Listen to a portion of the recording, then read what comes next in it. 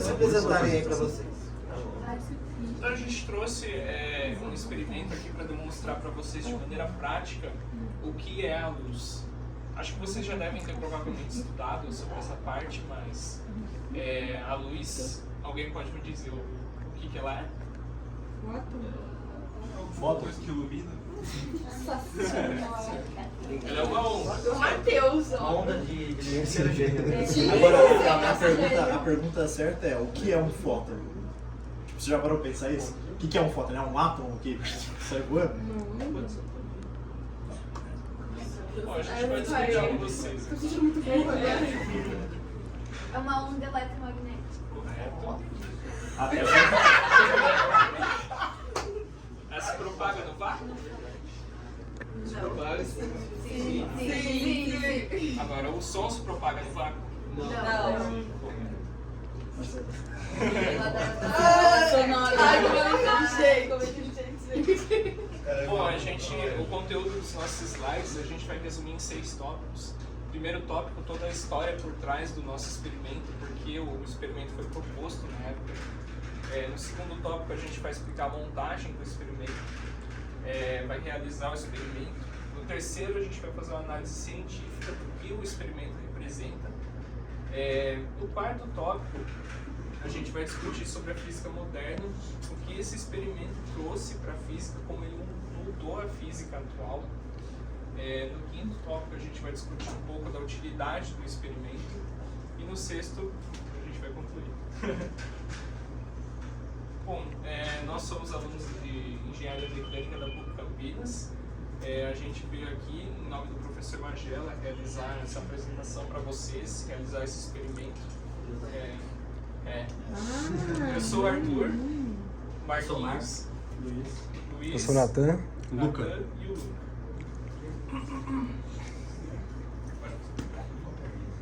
Bom, assim como eu já tinha perguntado para vocês, a luz se propaga como uma onda eletromagnética e ela possui natureza dupla, tanto uma onda eletromagnética quanto fótons, partículas de fóton. Então ela é ao mesmo tempo uma partícula e uma onda eletromagnética. E o que define a cor da luz depende do comprimento de onda e também da frequência dela. Aqui, eu trouxe para vocês aqui como os comprimentos de onda variam e as cores de acordo com cada comprimento de onda. A gente hoje vai usar um laser verde aqui. O comprimento de onda dele varia de 500 a 565 nanômetros. Provavelmente o mais comum que vocês conhecem é o laser vermelho. Ele varia de 625 a 740 nanômetros no comprimento de onda. É legal dizer também que, na verdade, se vocês... As formas que vocês têm, simplesmente conseguem descobrir isso, tá? Mas se vocês pegam a velocidade, a frequência e o comprimento, eles são relacionados. Então, na verdade, se você, sabendo que a velocidade da luz no vácuo é constante, você consegue descobrir que, na verdade, o comprimento e a frequência são relacionados. Ou seja, o comprimento de uma onda, ela sempre vai ter o mesmo frequência, da luz, no caso. O comprimento vai ser sempre proporcional à frequência. Então, esse gráfico aqui, por que eu estou falando isso? Porque esse gráfico aqui, talvez vocês possam ver também com frequência. Então, às vezes, você pode encontrar um gráfico desse, em vez de estar com comprimento de onda, você pode encontrar com frequência. Mas é porque eles são relacionados. Então, como a velocidade da luz no vácuo é constante, são relacionados. Peraí, então tipo, a cor está diretamente relacionada ao comprimento. Então, tipo, se ela tiver de tanto comprimento, ela vai necessariamente ter aquela cor. Exato. Exatamente. Na verdade, a luz não necessariamente é visível, né? A luz é qualquer tipo de onda eletromagnética de radiação. Na verdade, o raio-x é uma onda eletromagnética, é uma luz, a gente só não enxerga. Por isso que tem aquela chapa, né? Na verdade, o raio-x ele só é uma luz que a pele é transparente, mas o osso não, entendeu? Então ela atravessa a pele como se fosse vidro, mas o osso não, porque ele é mais denso. E daí tem ondas radioativas ainda mais curtas, né? Que só atravessam, por exemplo, chumbo, que não atravessam chumbo. E daí tem ondas tão pequenas, mas tão pequenas, um comprimento tão pequeno, que ele na verdade agita as suas moléculas, o núcleo das suas moléculas. Por isso que a radiação causa câncer, porque ela meio que interfere no núcleo das moléculas e daí existe metástase e tal. Tipo raio gama, assim, Isso, é exatamente. perigoso pra saúde. Exatamente. Isso aí. E aqui a gente deixou uma frase de um cientista. Thomas Young foi quem propôs esse experimento. A gente vai fazer hoje. E o que ele disse? Quando eu era um garoto, me via como um homem, agora que sou um homem, me vejo como um garoto. Eu interpreto essa frase de maneira que a gente nunca sabe o que é a verdade. A gente nunca consegue chegar na verdade 100%. Digamos que a gente estuda só a ponta do iceberg. E o que é verdade hoje pode não ser verdade daqui a 10 anos.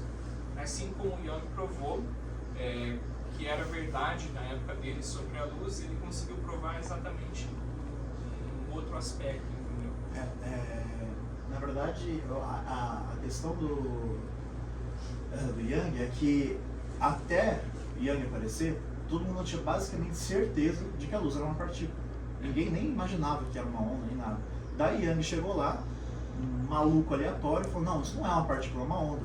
Daí todo mundo falou, duvido. E daí ele foi lá e provou. Ele provou que estava todo mundo errado.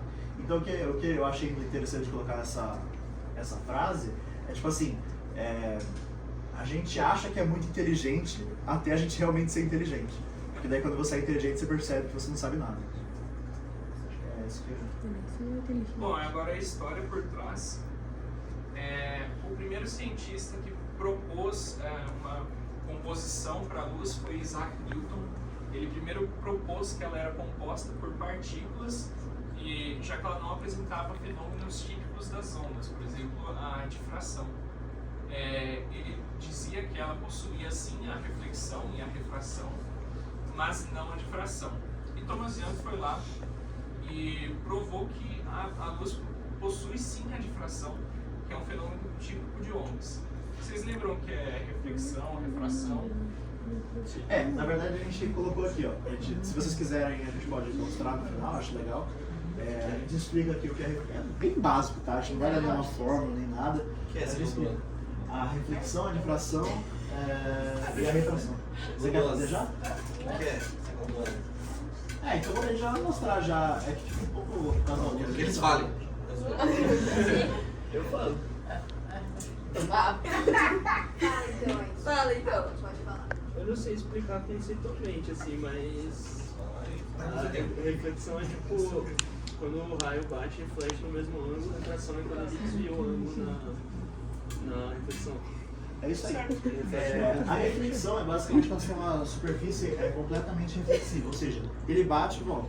Se você fizer uma normal, que é essa linha aqui, que faz 90 graus com o plano, o ângulo que tem essa normal, com o que incide e o que reflete, eles são iguais, os ângulos são iguais. A refração é um evento curioso, porque o que acontece? Lembra que eu disse que a luz tinha velocidade constante no vácuo? Então, a luz não tem velocidade constante independente do material. Então, em alguns materiais ela tem uma velocidade diferente.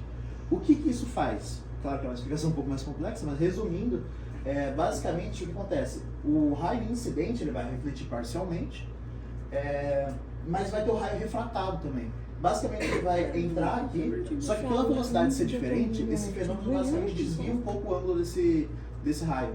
Isso aqui tem, vocês já devem ter visto, o índice de refração.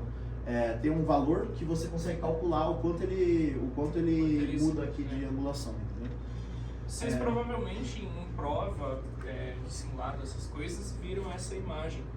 É bem famosa, é o fenômeno do caçador que quer pescar um peixe. Ele enxerga o peixe aqui pelo fenômeno de refração, mas na verdade o peixe está aqui. Basicamente, se ele realmente tentar atingir onde ele está enxergando o peixe, ele vai errar. Por quê? Porque o peixe não está lá de verdade. Na verdade, a luz ela tem um índice de refração diferente do ar. O que isso faz? Isso aqui faz ele enxergar diferente, então ele enxerga um pouco acima do que ele realmente está. Vocês provavelmente... Vocês sabem que eu faço Star Wars. Vocês já viram, já colocaram um lápis em um copo com água? É, um Parece lápis, que uma colher, foi na piscina, limpar a piscina. Ah, ele tá maior, né? Na verdade, não é que ele fica maior, é que ele parece que ele ficou maior, mas justamente por causa desse fenômeno. É justamente isso. E a difração, que é o que a gente vai explicar hoje, quando você incide ondas sobre uma fenda aqui, elas se espalham para vários lados, formam ondas aqui. Um jeito legal de explicar isso aqui, pensa que você tem um balde com água e uma parede com um furo no meio. Se você deixar uma onda passar, concorda que a onda vai fazer assim? Vocês entendem? Entenderam mais ou menos? A onda faria assim. É a mesma coisa. E a gente vai provar que isso acontece na luz. E tipo, tudo tem a ver com o prisma do Pink Floyd ali? É. Aliás, foi inspirado no Pink Floyd nesse desenho. Mas tem que ser com balde de água porque só a luz. Então, na verdade, qualquer tipo de onda faz esse efeito. Qualquer tipo de onda. A Característica das ondas. luz, como ela é parcialmente uma onda, ela tem esse efeito. A gente vai ver que pra mim é a parte mais legal desse experimento, tá? Que é porque eu escolhi isso aqui, que é, eu acho que assim, pra quem tem interesse em física, esses caras, pra mim pelo menos, vocês vão achar maluco. Que nem sempre ela funciona assim. Ela pode não funcionar assim.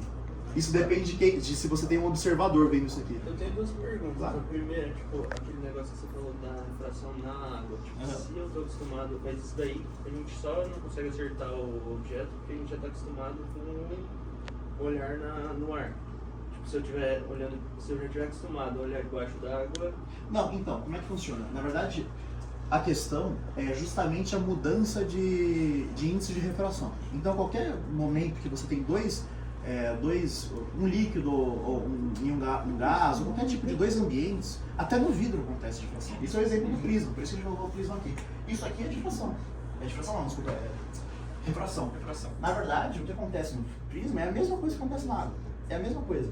A única diferença é que o índice de refração aqui e a angulação do prisma fazem basicamente com que o raio que está entrando aqui, ele vai sofrer refração, só que ele vai sofrer refração em níveis diferentes. Porque lembra que eu disse que a frequência e o ângulo de cada cor são diferentes?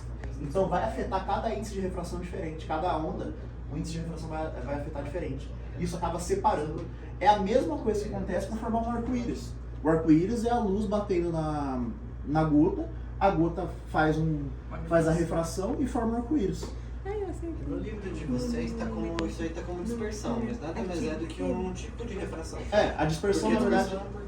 A dispersão na verdade é um fenômeno que depende da refração. Exatamente. Mas sim. Mas é a mesma coisa. Aí uma outra pergunta, assim, tem aquele outro também, né? Tipo, os raios chegam de vários lados e se encontram num só. A convergência, né? Acho que Convergência. Isso a gente vai ver quando a gente estuda olho, né, gente? Que eu vou passar pra vocês. Isso. Lente, convergente, divergente. Esse negócio aí tem Eles estão com o olho também, né? Sim, porque na verdade o que acontece, a sua córnea é uma lente flexível que ela converge os raios que estão chegando num ponto na córnea. Por isso que tem, por exemplo, a miopia e astigmatismo. Essas coisas acontecem justamente porque ou a córnea está com problema. Geralmente a miopia e a hipermetropia acontecem, na verdade, por causa do tamanho do olho que tá. Acho que a miopia, se não me engano, o olho é um pouco maior e a hipermetropia é um pouco menor. Isso faz com que os raios, na verdade, eles não converjam em um ponto só. Eles convergem em muitos. Então, tipo, nosso olho é tipo uma Sony. É tipo uma Kodak. Pode passar. Um exemplo até, tipo. Como é que chama o negócio que abre e fecha? Obturador? Não é cu, não. Da câmera.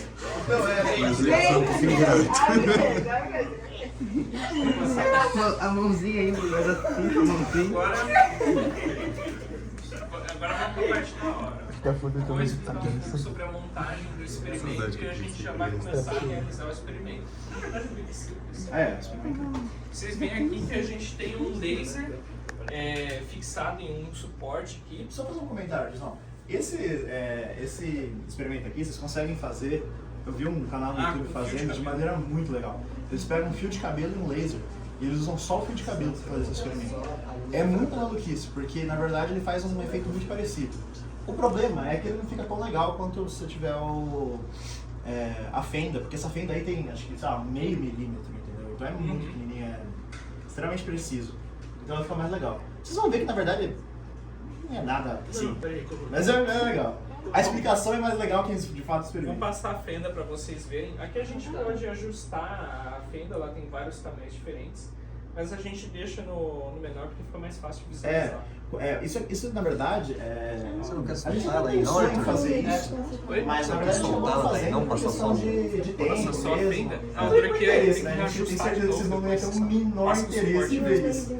Mas basicamente Ele vai passar? o tamanho Tá vocês vão ver vendo das essa franjas, fenda você não entendeu o que eu tô falando das aqui, franjas? fininha? Ela Aí depende essa da número frequência 1, da Vai onda. passar pelo meio dessa E fenda. cada luz, como eu tinha dito, tem uma frequência diferente. Então, dependendo da frequência, ela vai ter um tamanho de franja diferente e tal. E daí, por isso que quanto menor, melhor.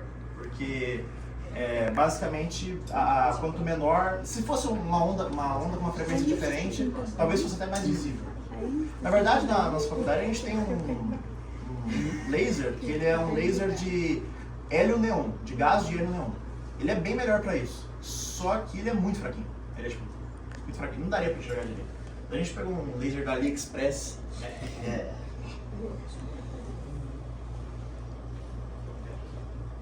Deixa eu ver naquele desenho. Você consegue mostrar o desenho, né? Atrás, né? Esse? Isso. A gente tem a formação dos pontos destrutivos e os pontos construtivos na difração. Então vocês podem ver que a gente tem vários pontinhos aqui de luz, onde são gerados os pontos construtivos, e essas fendas aqui, onde a gente não tem luz, são os pontos destrutivos das ondas. Vocês já usaram um site chamado GeoGebra? Ah, já ouvi falar, mas não Dá pra sei. fazer uma simulação, a gente tem. Se der tempo, depois eu te mostro pra vocês. Já foram torturados também. Não, acho Não, que mas se não fizer, Não usaram, não. Não usar. Não. Não, é bem entrado, só esses Vocês não viram o cálculo 2, bom? que dá pra mostrar por que existem ondas construtivas e destrutivas. Na verdade, o que acontece? Se você tem duas ondas com a frequência igual e elas andam juntas, o que acontece? Se o pico de uma e o vale da outra se encontrarem, elas se destroem. Que é basicamente o que acontece aqui. Tá vendo esses pontos aqui que elas se encontram? Isso aqui é destrutivo. Então nesses pontos aqui, elas se anulam, digamos assim. por baixo. Elas se encontram e se anulam. Então nesse ponto fica essas partes escuras, tá vendo? Eu falei, posso dar um exemplo? Claro. Eu falei para esse segundo ano do médio, e como tem mais gente aqui, deixa eu explicar que... Lembra que eu falei da coruja, médio? Que a gente não escuta ela batendo asa? Porque quando ela bate asa, ela produz um som... Quando ela bate duas vezes, ela produz uma onda que tem uma amplitude assim pra cima e a outra pra baixo. Daí elas se anulam, aí não sai som. É super legal, tem um documentário que mostra isso. O cancelamento de ruído dos fones atualmente é isso. Eles funcionam com esse fenômeno de interferência de onda. Então esses fones, pô, Ele solta tipo uma onda assim que anula. fone?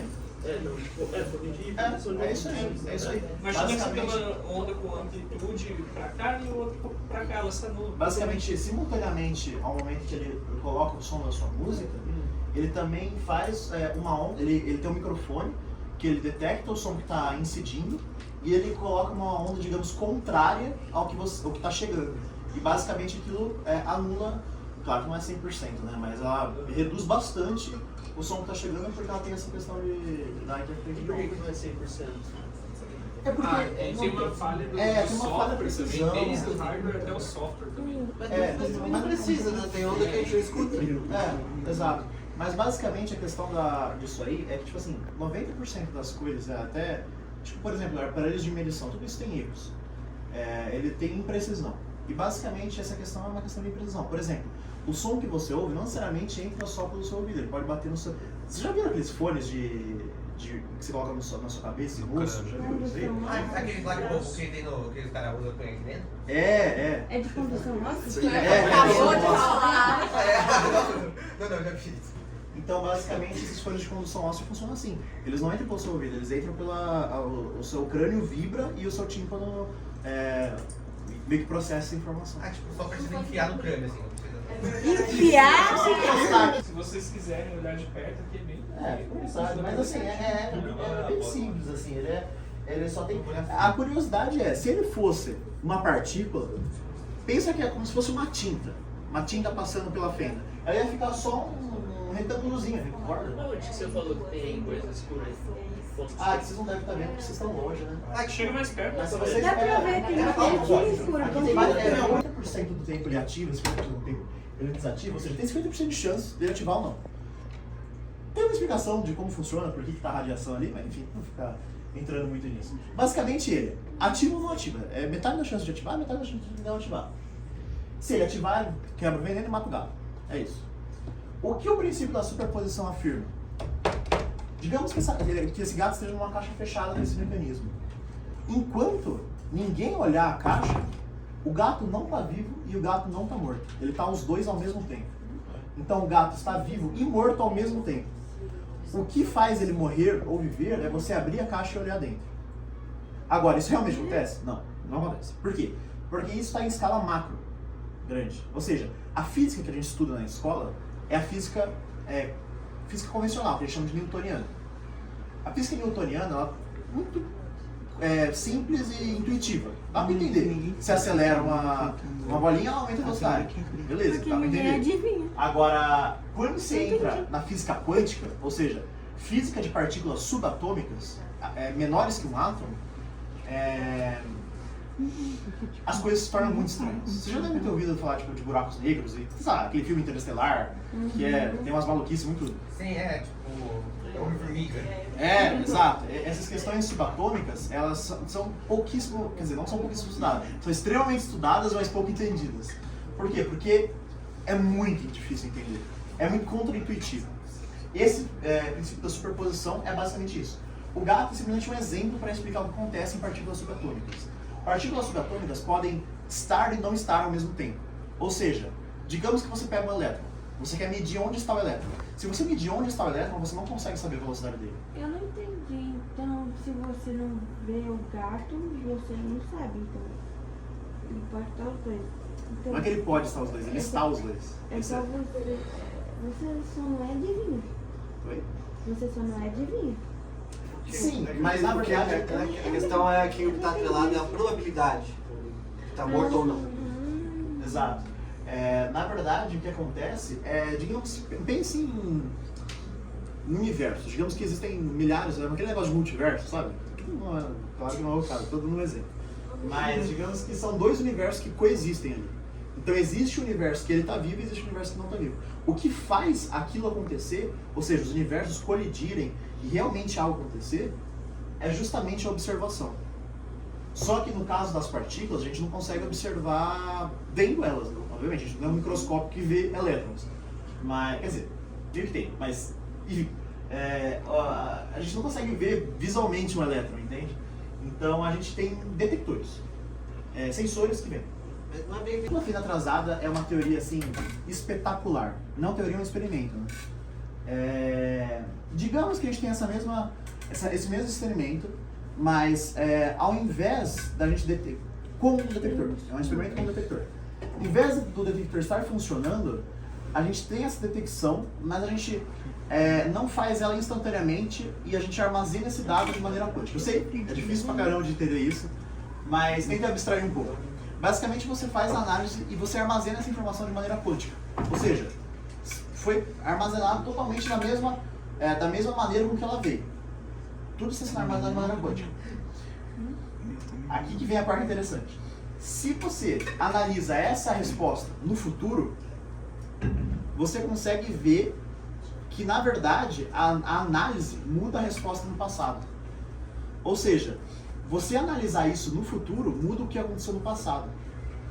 Cara, isso é muito louco, porque, na verdade, a gente sabe que o que acontece nisso é um outro efeito que é um pouco mais complexo, mas chama entrelaçamento quântico. Teoricamente, o entrelaçamento quântico explica que duas partículas podem estar relacionadas umas com as outras e tudo que acontece com uma acontece com a outra. Basicamente, nesse caso, o entrelaçamento quântico funciona como? Essa partícula armazenada é a mesma partícula que foi transmitida na parede. A partir do momento que você altera essa outra partícula, você altera essa também. Resumindo, o que isso prova, eu sei que é complicado, mas o que isso prova é que as partículas se comunicam independente do tempo. Ou seja, a gente sabe que o tempo é a quarta dimensão. Enfim, eu estou contando para vocês agora. O tempo é a quarta dimensão. E daí, essas partículas de entrelaçamento com entrelaçamento quântico, elas ignoram a quarta dimensão. É como se elas se movimentassem, além de se movimentar na terceira, como a gente se movimenta, elas se movimentam também na quarta. Ou seja, elas independem do tempo, elas se movem independente do tempo. Isso é muito maluquice.